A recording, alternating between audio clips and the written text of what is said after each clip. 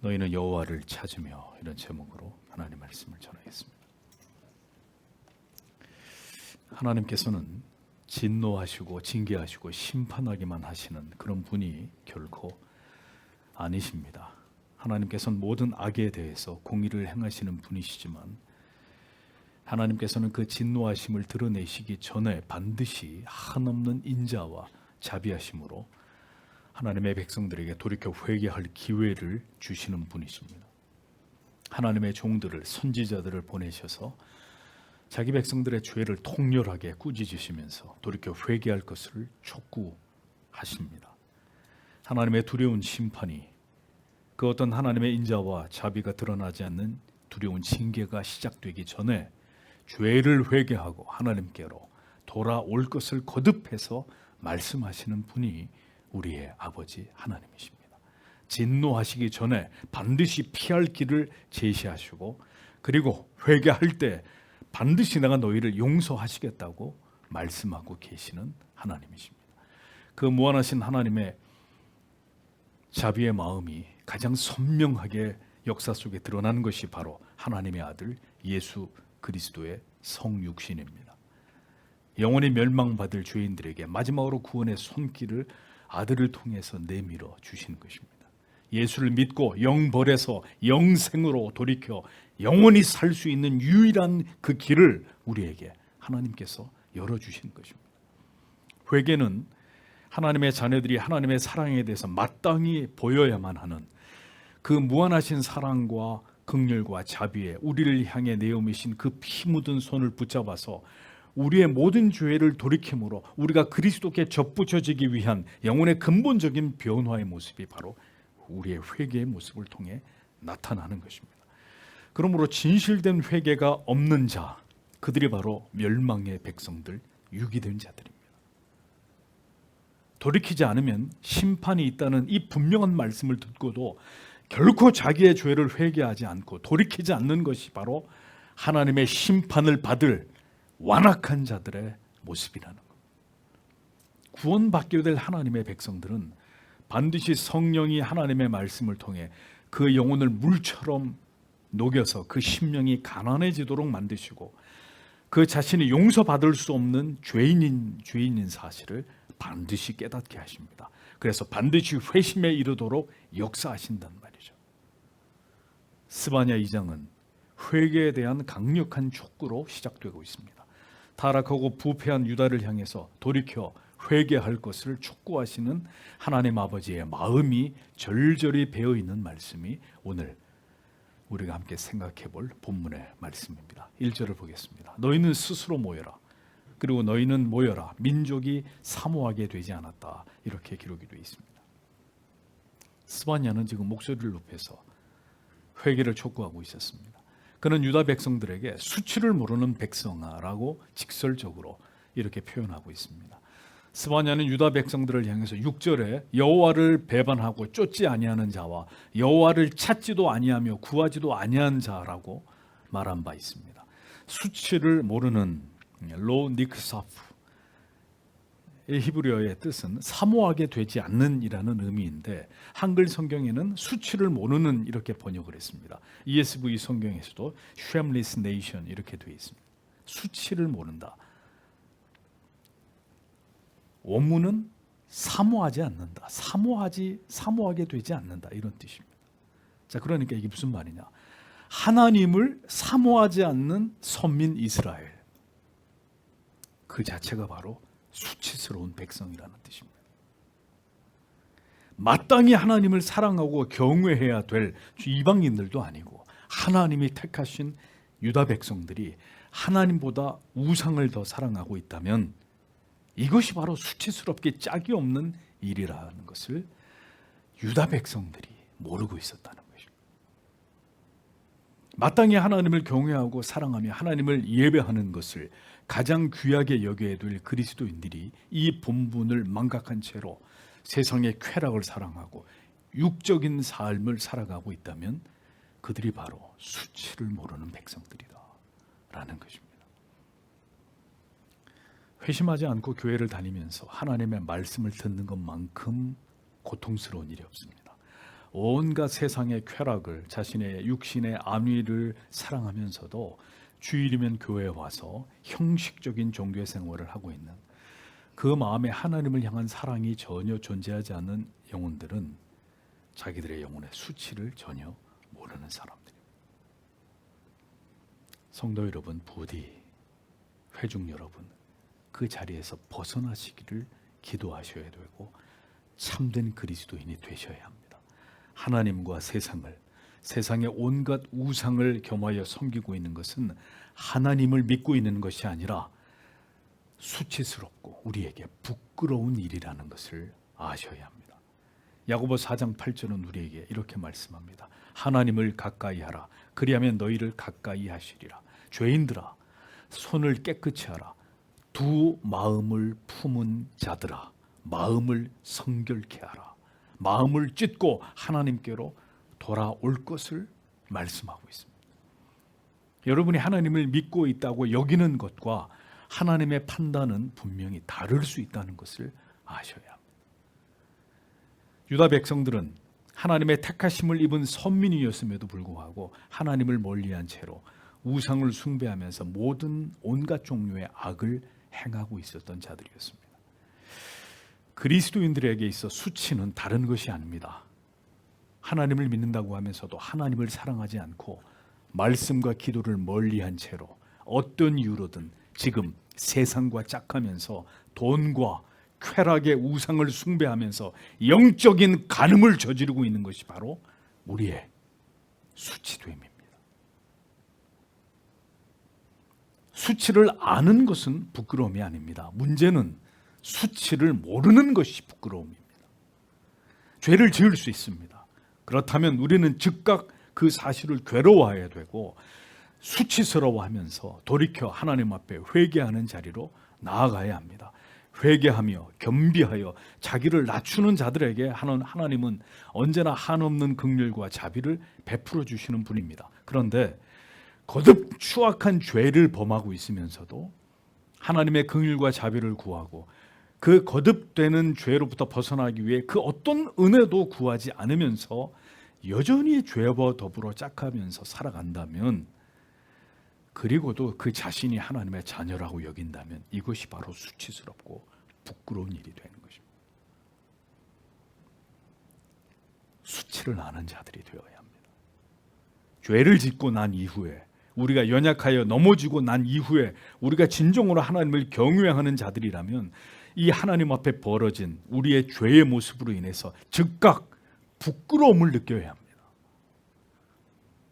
가족들에게, 지체들에게 우리가 어떤 잘못을 범하였다면 우리는 우리 자존심을 세우기보다는 즉시 내가 하나님과 사람 앞에서 죄를 지었다는 사실을 직시해야 합니다. 그리고 그것을 사과하고 하나님 앞에 겸손히 정직하게 회개해야 합니다. 그 사람이 하나님의 불꽃 같은 시선을 두려워하는 하나님의 사람입니다. 악인들은 그러나 수치를 모릅니다. 전혀 부끄러움이라는 것을 모릅니다. 이 시대를 보십시오. 사회 지도층에 존경을 받아야 할 자들이 하나같이 부도덕하고 불법하고 불의합니다. 그런 데서 수치를 모릅니다. 그리스도인들조차도 죄를 짓고는 그것을 은폐하기에 급급합니다. 부끄러움을 잃어버린 이 시대를 보십시오. 아무도 부끄러워할 줄 모릅니다.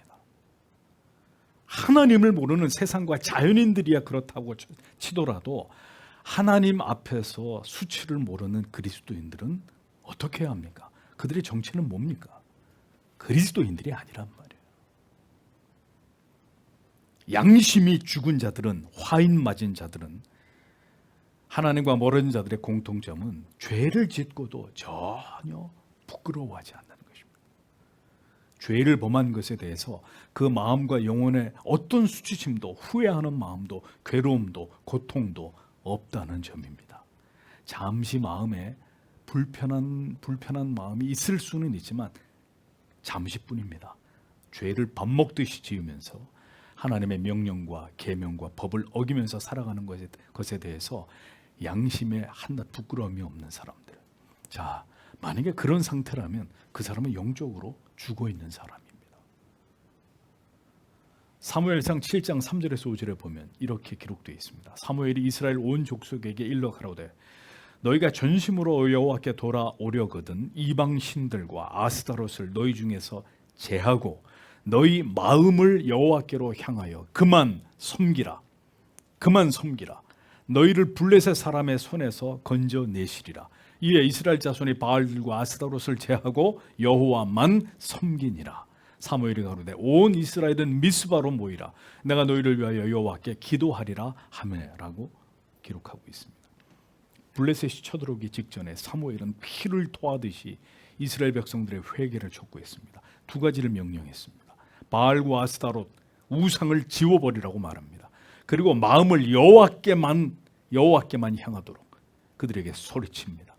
그리고 미스바로 다 모여서 다 함께 회개하자고 말합니다. 나는 그들을 위해 기도할 것이라고 사무엘 선지자가 외치고 있었습니다. 수치를 알아야 합니다. 하나님 앞에서 지금 우리의 삶의 모습이 삶의 어떤 모습이 수치스러운 것인지 불명예스러운 것인지를 우리가 스스로 알아야 합니다. 그리고 그것을 제거하기 위해 하나님 앞에 기도해야 합니다. 그렇게 할 수 있도록 그리스도의 십자가의 보혈의 능력을 구하는 자들이 되어야 합니다. 하나님의 법을 더 두려워하고 사모함으로 죄의 법을 버리기를 하나님 앞에 결단하셔야 됩니다. 그리고 모여야 합니다. 모일지어다 두 번이나 얘기합니다. 모일지어다 동사의 원형 카샤슈이라는 단어는 땔감으로 쓰기 위해서 나무 조각이나 집 등을 이렇게 긁어 모으는 것을 그 행위를 가리킵니다. 그냥 목적 없이 모으는 게 아니라 어떤 분명한 목적을 위해서 모아오는 것을 그 행위를 가리킵니다. 주께서 사랑하시는 성도 여러분, 지금은 세상의 다른 일에 분주하느라 기도하는 일과 말씀을 묵상하는 일과 교회에 나와서 하나님의 말씀을 듣고 예배하는 일을 여러분들이 등한히 하셔야 될 때가 아닙니다. 지금은 모여야 할 때입니다. 미스바로 모였듯이 우리는 다시 하나님 앞으로 모여와야 합니다. 이 모든 위기와 절망의 시대 속에서 그리스도인들은 우리의 모든 소망이 오직 여호와 하나님께, 오직 예수 그리스도의 십자가에 있음을 알아서 그 앞으로 나아가는 자들이 되어야 합니다. 오직 하나님의 사람들만 모여오게 돼 있습니다. 회막으로 모이고 카타콤에 모이고 지하교회로 은밀히 모여듭니다. 하나님의 말씀을 듣고 기도하는 자리로, 예배당으로 오직 하나님을 경외하는 사람들만 나옵니다. 하나님의 사람들은 목숨을 걸고 모였습니다. 오늘 내가 그 모임에, 그 은밀한 모임에 나아가다 발각이 되면 죽는다는 사실을 다 알고 있는데도 그 자리로 나아갑니다. 하나님의 사람들이 아니기에 모이지 않는 것입니다. 모이기를 싫어하는 것입니다. 게으름과 나태함과 정신없이 분주함의 그 성 안에 여전히 유하고 있는 것입니다. 결코 그 두꺼운 벽을 깨지 못하고 오늘도 자신의 안락한 육신의 처소에 머물면서 하나님을 찾지 않는 것입니다. 우리의 부끄러움과 수치된 죄를 깨달아 이제는 정말 하나님 앞에 나와서 모여 기도하고 하나님의 긍휼과 자비를 구하는 그리스도인들이 되셔야 합니다. 성경이 이토록 강력하게 말씀해도 미동조차 하지 않는 자들은 그리스도의 사람이 아닐 수도 있습니다. 2절을 보겠습니다. 법령이 생기기 전에 날이 왕겨처럼 지나갔다. 여호와의 진노의 맹렬함이 너희에게 오지 않기 전에, 여호와의 진노의 날이 너희에게 오지 않기 전에라고 기록이 되어 있습니다. 함께 모여서 하나님께 간절히 기도하면서 회개하는 일에도 여러분 타이밍이 중요합니다. 회개할 수 있는 시간, 하나님을 찾을 수 있는 시간, 하나님을 예배하면서 성도가 사랑의 교제를 나눌 수 있는 시간이 무한정 존재하는 것이 아님을 여러분들은 분명히 기억하셔야 합니다. 여호와의 심판하시는 날이 오기 전에 우리는 모든 날들을 아껴야 합니다. 명령이 시행되기 전이란 하나님의 심판에 이 하나님이 드디어 이스라엘을 멸망시키기 위해서 심판의 명령을 내리시는 그때를 가리킵니다. 하나님의 심판과 멸망이 시작되기 전에 모이라는 겁니다. 광음이 겨같이 날아 지나가기 전, 무슨 뜻입니까? 겨가 힘없이 바람에 날아가 흩어져 버리듯이 하나님의 진노하심으로 인해서 모든 것이 산산이 부서져 흩어져 버리게 되는 파괴의 모습을 가리키고 있는 것입니다. 거듭 강조하면서 여호와의 진노가 너희에게 임하기 전, 여호와의 분노의 날이 너희에게 이르기 전에 죄악의 수치와 부끄러움을 모르는 모든 유다 백성들은 모두 하나님 앞에 모여와서 회개할 것을 스바냐 선지자가 촉구하고 있었던 것입니다. 이란과 이스라엘과 미국이 전쟁을 벌이고 있죠. 이스라엘의 수도 텔아비브가 불바다가 됐습니다. 하나님의 진노가 임하게 되면, 하나님의 심판이 어떤 시대에 어떤 식으로든 임하게 되면 모든 것들이 다 사라지는 것입니다. 겨같이 날아간다. 건물이 파괴되고 먼지가 온 도시를 뒤덮어버리는, 여기저기서 불꽃이 타오르고 사람들의 비명소리가 들려오는 그 살과 파괴의 현장으로 하루아침에 모든 게 뒤바뀌어 버리는 것입니다. 성도 여러분, 전도사의 저자 솔로몬은 전도서 3장 1절에서 이렇게 말했죠. 천하의 범사가 무엇이 있고요? 기한이 있고, 기한이, 그 모든 목적이 이룰 때가 있다, 때가 있다. 천하의 모든 것들이, 그 존재하는 모든 것들에 기한이 있다는 거예요. 기한. 무한정 존재하는 게 아니라 어떤 평화도 그 평화의 시간이 정해져 있고, 모든 개개인이든 어느 국가든 민족이든 모든 것이 정해진 시간이 있다. 그 목적이, 하나님의 목적이 이루어지는 때가 이르게 된다. 지혜의 왕 솔로몬이 얘기했습니다. 그리고 그 모든 시간을 주관하시는 분이 누구냐? 바로 하나님이시다. 절대로 어리석은 인생들에게 얘기합니다. 시간이, 그대들의 시간이 무한히 존재하지 않다라는 것을 말하고 있습니다. 그리고 솔로몬은 이어서 말하기를 모든 것이 헛되다고 말했습니다. 이 땅에서의 부귀와 영화, 권력과 쾌락의 끝을 경험한 위대한 왕이 내린 결론이 무엇이냐? 이 세상에서 우리를 진정으로 행복하게 해주는 가치는 전무하다는 거죠. 돈도 명예도 권력도 아무것도, 그런 것들은 우리를 진정으로 기쁘게 하는 가치들이 아니고, 참 행복은 오직 하나님 안에 있는 영혼의 진정한 평강일 뿐이라는 사실을 위대한 지혜의 왕, 이 세상에서 모든 것들을 누려보았던 솔로몬은 우리에게 이 진리를 가르쳐주고 있습니다. 하나님이 왜 솔로몬 왕에게 인간이 누릴 수 있는 모든 가치들의 그 끝을 경험하게 하신 것일까요? 모든 것을 맛본 자로서의 그 결론을 하나님의 자녀들에게 분명하게 알려주기 위해서였습니다. 그러니까 진정한 행복은 창조주 하나님께 돌아와서 죄를 용서함 받고 그리스도 예수 안에 있는 영혼의 참 평강을 소유하는 것이, 그것이 진정한 인간이 이 땅에서 추구할 참된 행복이라는 사실을 이 하나님의 종이 우리에게 말씀해 주고 있는 것이죠. 예수 밖에는 행복이 없다는 것입니다. 이 진리를 인생 가운데 마침내 발견해내고야 마는 사람, 그 사람이 가장 복되고 지혜로운 사람입니다. 오직 하나님을 경외하고 그 사랑 안에 거하는 삶만이 인간에게 진정한 기쁨과 자유와 행복을 가져다 줄 뿐이라는 것을 성경은 우리에게 분명하게 가르치고 있습니다. 모든 죄인들은 반드시 이 진리를 깨달아야 됩니다. 그리고 이 약한 세상에 우리가 살아가고 있지만 우리를 구원과 영생으로 불러주신 하나님께 우리의 모든 소망을 두고 오직 진리 안에서 영원한 나라를 바라고 소망하면서 그리스도인으로서의 삶을 이 땅에서 살아가는 모든 일에 우리는 초점을 맞추어 살아가야 될 자들이라는 거죠. 개인적인 종말로서의 죽음이 언젠가 우리에게 찾아올 것이고, 이처럼 하나님을 멸시하고 진리를 조롱하면서 하나님과 멀어져 있는 이 세상도 결국 어느 시점이 되면 먼지 하나 남겨두지 않고 모두 다 사라져 버리게 될 것입니다. 영원한 하나님의 심판이 있고 그 심판을 통해서 영생과 영벌을 받을 자들이 정확히 나뉘어지게 될 것입니다. 그날은 반드시 우리에게 찾아오게 된다라는 사실을 기억하십시오. 그러니 그 때가 이르기 전에 하나님의 택하심을 입은 모든 자들은 모두 예수 그리스도께로 돌아와서 진실되게 죄를 회개하고 돌이켜 하나님을 찾아야 된다는 것입니다. 더 힘써 하나님 앞에서 살아가고자 하는 일에 모든 삶의 초점을 맞춰야 된다는 것이죠.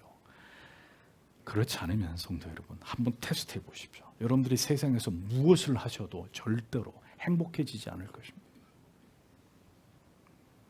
하나님의 명령과 계명을 따라 살지 않으면 택함을 입은 하나님의 자녀들은 반드시 이 땅 가운데서 불행해질 수밖에 없고 고통을 당할 수밖에 없게 되는 것입니다. 하나님께서는 마지막 때가 될수록 하나님의 자녀들에게 그래서 영원한 나라를 소망하게 만드십니다. 그리고 그 일은 이 세상이 급격히 죄악으로 관영하여 지고 그리고 절망적인 상황으로 돌변해 가는 것을 통해서 확연하게 우리에게 깨닫게 하실 것입니다. 여호와의 큰 날이 이르기 전에, 임박한 그 날이 우리에게 빠르게 도래하기 전에 세상을 향해 열려있던 우리의 모든 마음의 창문들을 이제 다 닫아버리고 하나님께로 마음을 향해서 하나님께로 돌이켜야 됨을 하나님의 자녀들에게 하나님께서 친히 깨닫게 하신다는 것. 그때가 바로 지금일 수 있습니다. 두려운 심판이 시행되기 전에 모든 것이 겨같이 날아 붕괴되고 파괴되기 전에 하나님께로 모여와서 그 날을 대비해야 됨을 성경은 우리에게 말씀하고 있습니다. 극적으로 이 하나님의 두려운 심판이 임하기 전에 돌이키는 자라야 그 사람이 하나님의 자녀입니다. 하나님의 자녀는 반드시 돌이킵니다. 마침내 자기의 모든 죄를 깨닫고 극적으로 돌아섭니다. 그들이 바로 하나님께 속한 자들입니다. 하나님께서는 이제 스바냐를 통해서 멸망을 당할 자들이 아니라 그 죄악의 구덩이 속에서 건지움을 받게 될 소수의 하나님의 자녀들이 있다는 사실을, 그들이 약한 시대에 심판이 임박한 때를 살아가면서 그들이 그럼 무엇에 창념해야 될지를 마지막으로 말씀합니다. 3절을 보십시오. 너희는 여호와를 찾아라. 그분의 공의를 행한 그 땅에 겸손한 모든 자들아, 너희는 의를 찾아라. 너희는 겸손을 찾아라. 아마도 너희가 여호와의 진노의 날에 숨겨질 것이다 라고 말씀하고 있습니다. 여호와의 규례를 지키는 세상의 모든 겸손한 자들아, 이렇게 지칭하고 있죠. 1절에 수치를 모르는 백성아 라는 말씀과 정확히 대조를 이루고 있습니다. 하나님의 백성들과 멸망을 당할 버려진 자들과의 구별되는 점이 무엇입니까? 그것은 하나님의 존재를 인정하고 겸손한 마음으로 하나님의 명령과 법과 규례를 지키는 것과 반대로 하나님과 그 하나님의 말씀의 법을 전혀 인정하지 않고 하나님의 진리를 멸시하면서 모든 계명을 어기고 불순종하여 제 마음대로 살아가는 것입니다. 제 마음대로. 누가 건지움을 받고 누가 심판으로 멸망에 이르게 되겠습니까? 결국 하나님을 경외하고 사랑하고 그 계명을 지키는 자가 구원을 받게 되고 하나님과 그 계명을 우습게 여기고 유다 백성들처럼 하나님을 믿는 척하면서도 세상을 사랑하면서 살아가는 그 어리석은 자들이 결국은 멸망에 이르게 될 것입니다. 로마서 8장 6절에서 9절은 이렇게 기록하고 있습니다. 육신의 생각은 사망이요 영의 생각은 생명과 평안이니라. 육신의 생각은 하나님과 원수가 되나니 이는 하나님의 법에 굴복치 아니할 뿐 아니라 할 수도 없습니다. 육신에 있는 자들은 하나님을 기쁘시게 할 수 없느니라.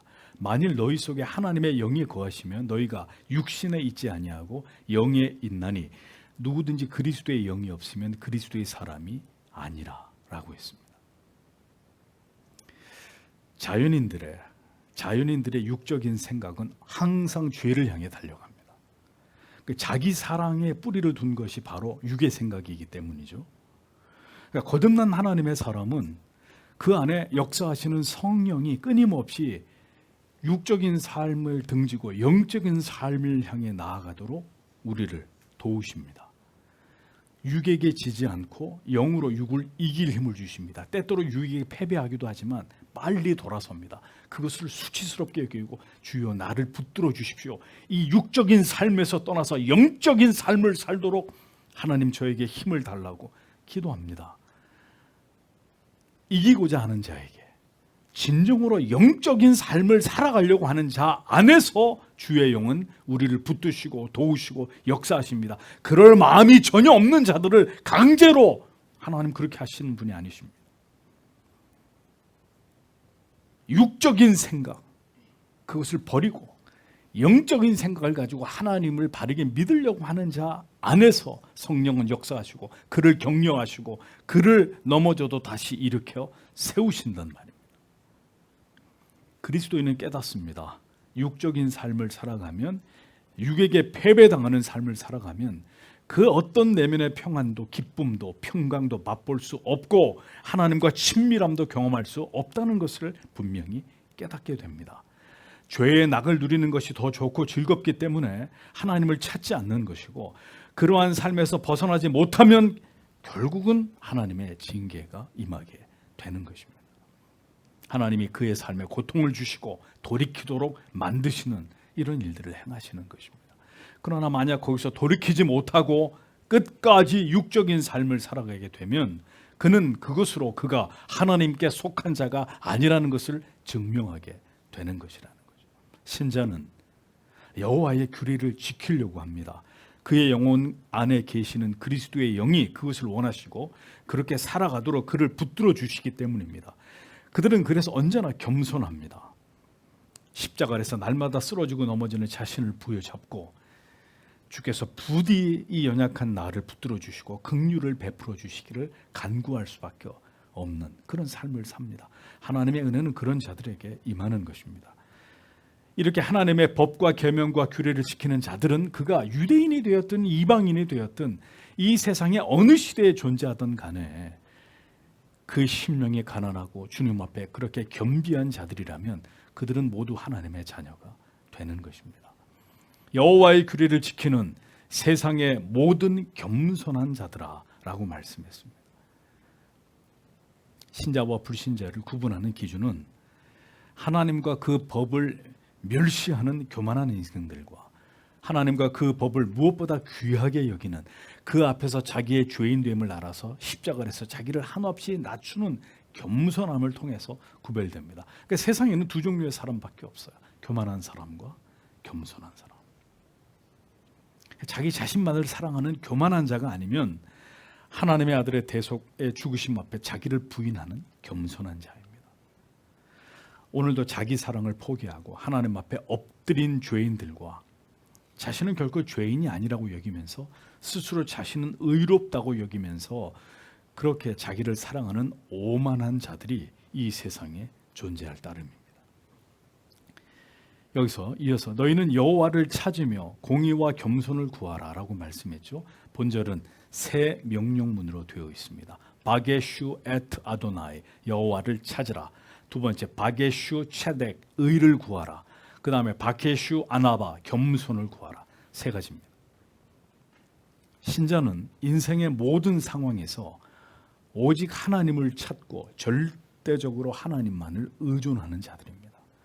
교회를 다니고 있지만 그의 삶의 어떤 부분에서도 하나님을 진지하게 찾는 모습이 없다면 그 사람은 불신자입니다. 밥을 먹듯이 규칙적으로 하나님의 말씀을 묵상하거나 우리가 사랑하는 사람들과 대화를 하듯이 하나님께 나아가서 즐겨 나아가서 기도하지 않는 사람은 하나님을 찾고 있는 사람이 아닙니다. 모든 삶이 하나님을 향하고 하나님의 영광을 위한 삶을 살아가는 것이 바로 하나님을 찾는 것입니다. 성도 여러분, 하루 종일 같은 공간에 있어도 딱 필요한 말 외에는 하지 않거나 그조차도 하지 않는 관계는 사랑하는 관계고 신뢰하는 관계일까요? 아닐까요? 전혀 사랑하는 신뢰하는 관계가 아니에요.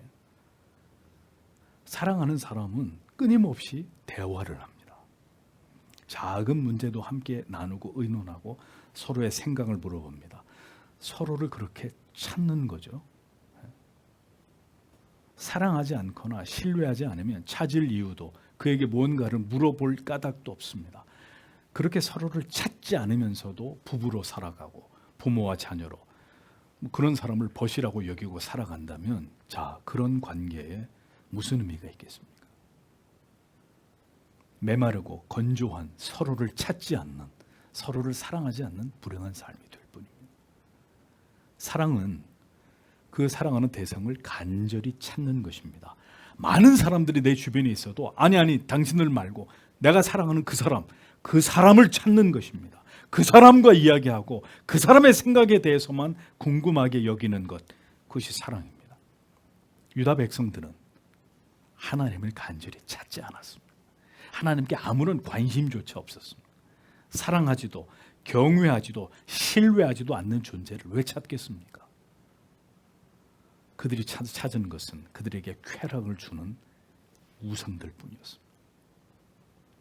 성도 여러분, 성도라 하면서도 하나님과 그 진리를 전혀 찾지 않고 하나님과 그 진리에 대해서 무관심하게 살아가는 것에 대해서 아무런 부끄러움을 느끼지 못하십니까? 그러면 여러분들의 영혼은 지금 죽어 있는 것입니다. 하나님을 간절히 찾지도 않으면서 결혼을 하고 자녀를 낳고 사업을 하고 직장을 다니고 공부를 하고, 그게 그리스도인들에게 도대체 무슨 의미가 있을까요? 여러분은 지금 여러분의 인생 속에 모든 불행과 고통을 예약하고 있는 것일 뿐입니다. 우리는 이 세상이 주는 즐거움에 젖어 하나님을 찾지 않으며 살아가고 있는 삶을 회개해야 합니다. 일주일 동안 성경 한 장도 읽지 않으면서도 우리의 눈과 귀와 마음이 매일 무엇에 빠져들어서 그것에 빼앗겨 살아가고 있는지를 생각해 보십시오. 성경은 하나님을 찾으라고 마지막 시대 하나님의 백성들에게 분명히 말씀하고 있습니다. 성도 여러분, 진정한 신자들이 되십시오. 진정으로 하나님을 경외하고 사랑하며 하나님을 찾기를 기도하십시오. 그러는 척하는 사람들이 아니라 진실로 하나님을 찾는 자들이 되셔야 합니다. 그렇지 않으면 버리운 자가 되는 것입니다. 이어 공의를 구하라고 있습니다. 공의는 하나님의 속성입니다. 하나님의 백성들이 이 세상에서 추구해야 될 가치입니다. 하나님은 의로우신 분이시고 그분의 자녀인 우리 또한 언제나 의를 추구하는 자들이 되어야 합니다. 왜요? 의롭지 않은 자는 천국에 들어갈 수 없고 우리는 우리가 의를 만들어낼 수 있는 존재가 아니기 때문입니다. 그러니 어떻게 해야 돼요? 오직 예수 그리스도의 구주되심을 믿음으로 말미암아 의롭다 칭함을 받은 자들이 되어야 되는 거죠. 하나님을 알지 못하는 자들은 행위로 자기들의 의를 증명하면서 그것을 자랑으로 삼습니다. 내가 이런 착한 일을, 이런 선한 일을 하면서 살고 있어. 은근히 자기 자신에 대한 프라이드를 갖습니다. 그러나 그리스도인들은 우리 안에 어떤 의도 존재하지 않고 오직 예수 그리스도를 믿음을 통해서 얻게 된 의만을 믿고 의지하고 붙들 뿐입니다. 우리는 하나님께서 의로우심을 믿는 자들이고 그 의로우신 하나님 앞에서 우리 또한 의로운 자녀가 되어야 함을 알기 때문에 언제나 그리스도를 통한 이신칭의 은혜를 귀하게 여기고 이것을 굳게 의지하는 자들이 되어야 합니다. 우리 안에 어떤 의도 존재하지 않는다. 그러니 우리에게 믿음으로 말미암아 의롭다 칭함을 주신 그 그리스도만을 귀하게 여기면서 그 그리스도를 굳게 붙드는 자들이 되어야 한다는 거죠. 어떤 의도 존재하지 않고 우리를 멸망과 심판에서 건져내신 것이 하나님의 아들을 통해 얻게 된 그 의뿐임을 알기 때문에 하나님의 자녀들은 어떻게 해요? 마지막으로 겸손할 수밖에 없는 겁니다. 우리의 공로로 의롭게 된 것도 아니고 우리의 힘과 능으로 우리의 인생을 살아가는 것도 아님을 알기 때문에 언제나 하나님의 사랑과 긍휼과 자비하심과 그 섭리의 손길 앞에서 겸비할 수밖에 없는 것입니다. 자, 보십시오. 이 구절 안에 겸손이라는 단어가 2번이나 반복되고 있죠. 그래서 마지막으로 이어 겸손을 구하라라고 말씀하고 있는 것입니다. 그리스도인을 특징하는 한 가지의 단어, 바로 겸손입니다. 겸손은 심령의 가난함을 뜻합니다. 그것은 자신이 죄인됨을 깨달은 자임을 증명하는 영혼에서 일어나는 아주 근본적인 변화가 바로 겸손한 온유한 자가 되는 것입니다. 자신의 전 존재가 그리스도의 십자가 앞에서 아무것도 아님을 마음으로 깊이 시인할 때에 마침내 그 영혼 안에서 생겨나는 것이 바로 겸비함입니다. 하나님께서 긍휼과 자비를 베풀어 주신 영혼 안에만 깃들게 되는 하나님의 자녀들이 된 뚜렷한 증거가 뭐냐? 주여, 저는 죄인입니다. 겸손이란 말. 겸손하지 않은, 여전히 자기가 옳다고 여기면서 하나님의 법에 불순종하는 교만한 자는 분명히 말씀드립니다. 그리스도인이 아닙니다.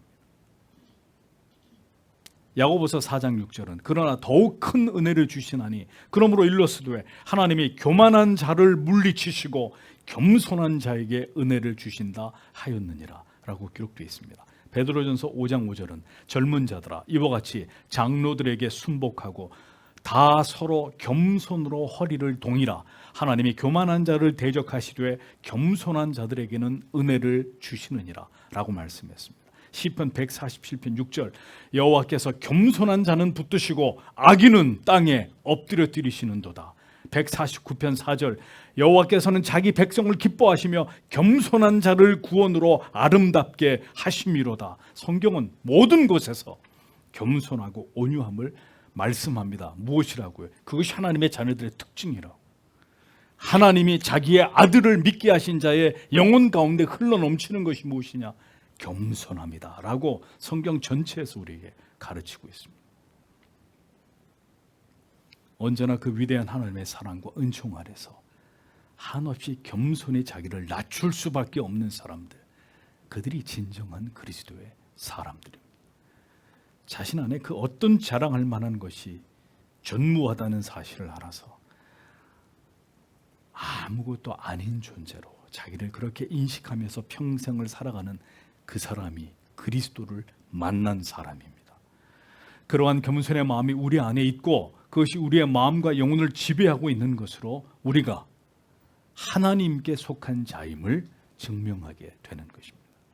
그러므로 겸손하지 않은 그리스도인, 끊임없이 자기를 의롭다고 여기면서 하나님의 말씀에 불순종하고 그 명령과 계명과 법을 지키지 않으면서 자기의 생각과 고집대로 자기의 의에 사로잡혀서 교만한 삶을 살아가고 있는 사람들은 그들이 아무리 교회를 다니고 있을지 모르지만 그는 그리스도의 사람이 아니란 말입니다.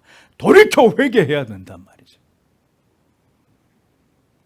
공의와 겸손을 구하는 자, 그의 영혼과 그의 마음과 그의 지성과 감정과 의지가 모두 이러한 진리를 따라서 하나님께 복종하면서 살아가는 자라야 그가 하나님의 자녀입니다. 바로 그가 하나님의 분노의 심판의 날에 숨기움을 얻게 될 자라고 성경은 말씀하고 있습니다. 너희가 혹시 여호와의 분노의 날에 숨김을 얻으리라 라고 말씀했습니다. 원문에는 아마도 너희가 여호와의 진노의 날에 숨겨질 것이다 이렇게 기록이 되어 있습니다. 자, 성도 여러분, 성경을 잘 보십시오. 너희가 반드시 여호와의 날에 숨김을 받는다 이렇게 말씀하고 있지 않고 혹시 혹은 아마도라는 단어가 여기에 삽입되어 있단 말입니다. 혹시 올라이라는 말인데 아마도 어쩌면 구원을 얻게 될 수 있을지 모르겠다 이런 의미인데 왜 굳이 성경은 아주 여기서 그냥 확실한 말씀을 해주시지 혹시라는 단어를 썼을까요? 왜 다소 불확실해 보이는 이런 표현을 굳이 이 중요한 말씀을 하면서 너희가 혹시 여호와의 분노의 날에 숨김을 얻으리라 라고 굳이 표현한 것일까요? 칼빈은 그 이유를 하나님의 백성들로 하여금 끝까지 긴장을 늦추지 말고 영적으로 깨어있어 겸비함을 잃지 않게 하기 위해서 이와 같이 말씀한 것이라고 주석을 합니다. 성경은 언제나 우리에게 겸손하게 그리고 깨어있기를 바랍니다. 사도 바울은 빌립보서에서 항상 복종하여 두렵고 떨림으로 너희 구원을 이루라고 말씀했습니다. 마치 구원이 우리의 문제인 것처럼 오해할 수 있는 이런 구절을 남겼습니다. 고린도전서에서는 내가 남에게 전파한 후에 자기가 도리어 버림이 될까 두려워한다. 대사도께서도 내가 다른 사람들에게는 열심히 복음을 전해놓고 정작 내 자신이 버림을 받게 될까 봐 나는 두렵다. 이런 표현을, 이런 불필요한 표현을 했습니다. 히브리서로 가면 큰 구원을 등한히 여기지 말고 혹 흘러 떠내려갈까 염려한다. 이런 표현들이 곳곳에 나옵니다. 성경은 이렇게 확정된 구원이라 할지라도 마치 미완의 과제인 것처럼 우리에게 말씀하고 있습니다.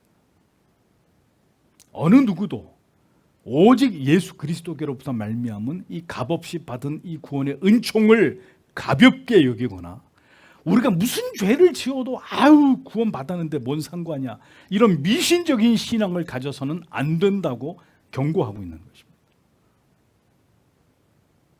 구원은 오직 마지막 순간까지 하나님의 절대적인 은혜에 기대면서 신실하게 그것을 믿고 신뢰하는 그들의 것입니다.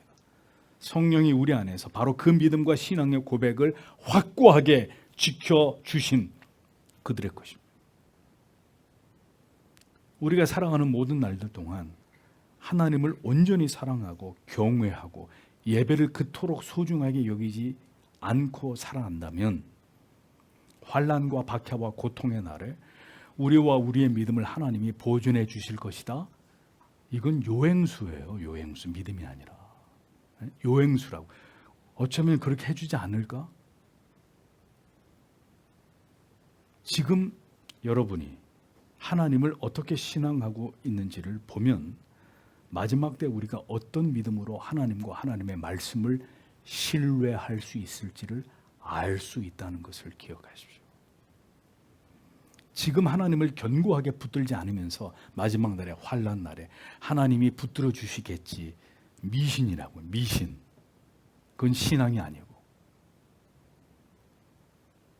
오늘을 하나님 앞에 진실한 마음으로 믿음으로 살지 않으면서 환난의 날에 믿음을 주시기를, 우리를 붙들어 주시고 보호해 주시기를 구하는 것은 성경이 말하고 있는 믿음과 거리가 먼 이야기입니다.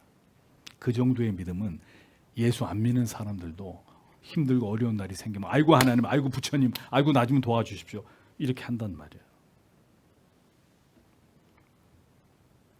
위기의 순간에만 하나님을 찾는 것은 하나님을 기만하는 것이고 하나님을 모독하는 것입니다. 성경은 어디에도 그와 같은 믿음을 말씀하고 있지 않습니다. 그러므로 우리는 바로 지금 겸손히 하나님 앞에 엎드리면서 우리 같은 연약한 죄인들에게 부어주시는, 우리의 믿음을 견고하게 하시는 하나님의 은혜를 구해야 되고, 우리의 삶이, 오늘의 우리의 삶이 그 믿음을 지키는 삶이 될 수 있도록 최선을 다해야 합니다. 그리고 그 믿음을 내 삶 속에서 증명하는 자들이 되셔야 합니다. 환난의 때를 대비해서 가볍게 들어놓은 보험처럼 그렇게 신앙을 여기면서 하나님을 한없이 가볍게 여기는 것은 여러분들의 목사가 분명히 말씀드립니다. 신앙이 아닙니다. 그냥 교회를 다니고 있는, 종교 생활을 하고 있는 것이지 하나님을 믿고 있는 것이 아닙니다. 하나님은 오늘도 우리의 영혼과 우리의 마음을 들여다보고 계시는 분입니다. 하나님이 모를 것이라고 생각하십니까? 우리 안에 진실한 믿음이 있는지 없는지 그분이 모를 거라고 그분을 속일 수 있다고 생각하십니까? 우리의 세포 하나하나까지 다 알고 계시는 분이십니다. 그러므로 저는 오늘도 이 스바냐 말씀을 통해 여러분들에게 촉구합니다. 진실된 믿음으로 하나님을 사랑하고 경외하는 신자들이 되십시오. 환난 날에 하나님은 그런 진실한 자기 백성들을 보호하고 지켜주시고 숨겨주시는 하나님이십니다. 그리스도를 구주로 믿으며 자기의 죄인됨을 깨달아 언제나 주님 앞에 나아가 겸손히 무릎을 꿇고 자기의 죄를 회개하면서 즐겨 말씀과 기도를 사랑하면서 하나님을 예배하는 것을 자기의 존재의 이유와 목적으로 여기면서 살아가는 자들, 그들을 하나님의 심판의 날, 그 두려운 심판에서 하나님이 그들을 제외시킬 것이다 라고 분명하게 우리에게 약속해 주고 있는 것입니다. 그 두려운 하나님의 심판에서 제외된다고 성경이 우리에게 말씀하고 있는 것입니다. 세상의 모든 겸손한 자들, 예수 그리스도의 구주 되심을 분명히 믿고 고백하는 모든 시대의 모든 하나님의 자녀들, 그들은 여호와의 심판의 날에 모든 것들이 소멸되고 사라지는 그날에 하나님께로부터 건지움을 받게 됩니다. 여러분은 오늘도 하나님의 계명과 규례를 굳게 지키면서 세상과 구별된 그 거룩함과 순결을 굳게 지키는 삶을 살아가고 있는 자들인지를 자신에게 자문해 보십시오. 그날에 과연 하나님께 건지움을 받을 수 있는 그자가 바로 나인가를 오늘도 여러분 자신에게 질문해 봐야 합니다. 육에 속한 삶을 여전히 자기 자신을 사랑하면서 세상의 것에 집착하는 그 마음에서 떠나기를 기도하십시오. 무가치한 것들입니다. 마지막 말씀입니다. 언제 이런 말씀을 여러분들이 또 들을지 알 수 없지만 부디 그런 것들로부터 떠나십시오. 더 경건해지고 더 거룩해지셔야 됩니다. 성경의 진리 안에서 감추인 보화를 발견해야 하나님의 존재를, 예수 그리스도의 그 사랑을 우리가 더 깊이 우리 영혼 가운데 거룩한 떨림이 전율이 일어날 때까지 경험하게 되어야 이 지독한 이기적인 자기 사랑과 세상에 대한 미련이 우리에게서 떨어져 나간단 말입니다. 그러니 대충 믿어가지고는 절대로 그런 일이 일어날 수 없어요. 우리 자신을 부인할 수 없고 결국 세상의 총칼 앞에 예수를 모른다고 부인하는 일들이 일어날 수밖에 없단 말이에요.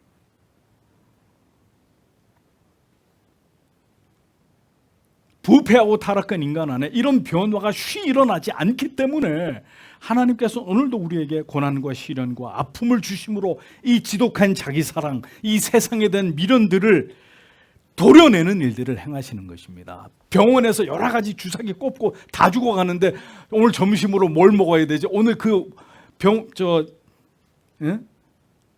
백화점에서 뭐 세일하는데 그 옷을 내가 사 입어야지, 이런 생각을 하겠어요? 병원에 들어 누워가지고 다 죽어가면서 직장에서 잘리고 사업이 무너졌는데 무슨 생각을 할 수 있겠습니까? 내 재산이 하루아침마다 종이 조각이 돼버렸는데 우리가 무슨 생각을 할 수 있을까요? 아이고 하나님 살려주십시오. 아이고 하나님이 그렇게 만드신다. 도저히 우리 스스로 못 깨달으니까, 못 돌아서니까, 이 자기 사랑과 세상을 향한 집착에서 못 벗어나니까. 하나님보다 오늘도 나의 영혼의 구원의 문제보다도 더 사랑하고 귀하게 여기는 것들, 우리 인생 속에서 재해 나가는 일들을 하나님은 자기의 사랑하는 백성들의 인생 속에서 섭리해 나가십니다. 왜? 사랑하니까. 온전히 하나님만을 의지하고 사랑하는 자들로 만드셔야 되니까. 근데 이걸 붙들고 끝까지 안 놓으려고 하니까 하나님이 이걸 손을 펴서 놓게 만드는 일들을 우리의 인생 속에서 하신단 말입니다. 마지막 때에 하나님께로부터 순기움을 받게 될 겸손한 주의 자녀인 여러분, 마지막 때에 더 힘써 하나님을 찾으시고 하나님의 법을 지켜 죄악을 멀리하는 삶을 지금 내가 살아가고 있는지를 돌아보십시오. 겸비함으로 매일매일 주님께 나아가서 부부가 함께 손을 잡고 자녀들과 함께 손을 잡고 우리의 죄와 허물을 구하면서 우리를 새롭게 해주시기를 우리는 노력하고 있는지를 돌아보십시오. 은혜를 귀히 여기고 은혜를 주신 대로 순종하면서 하나님의 규례를 힘써 지키려고 오늘 우리가 최선을 다하고 있는지를 돌아보셔야 합니다. 예배를 항상 소홀히 여기고 주의를 거룩히 지키지 않으며 성도의 거룩한 본분을 망각하는 삶에서 부디 돌아서십시오. 영생과 영벌, 여호와의 심판의 날, 당신이 어떻게 될지가 결정되는 문제입니다. 농담을 하고 있는 말이 아니란 말이에요. 여러분들에게 듣기 좋은 얘기를 하고 있는 게 아니잖아요. 영원히 살 것이냐, 영원히 지옥불에서 고통을 당할 것이냐. 이 시간이 지나고 나면 영원히 후회할 수도 있는 일들이 지금 이 하나님의 말씀을 통해 여러분들에게 전해지고 있는 것입니다. 우리 모두가 예수 그리스도만을 굳게 붙잡으면서 이 마지막 때에 겸손히 하나님의 긍휼과 자비를 구함으로 더 힘써 주님만을 섬기는 하나님의 자녀들이 다 되시기를 간절히 소원합니다. 부디 하나님이 이 말씀으로 우리를 깨닫게 하시고 형식적인 신앙의 자리에서 벗어나서 하나님을 뜨겁게 사랑하는 그 마지막 심판의 날 우리를 숨겨주심을 믿는 자들답게 이 세상에서 믿음으로 살아가는 모든 하나님의 자녀들이 되시기를 주님의 이름으로 축복합니다. 기도하겠습니다.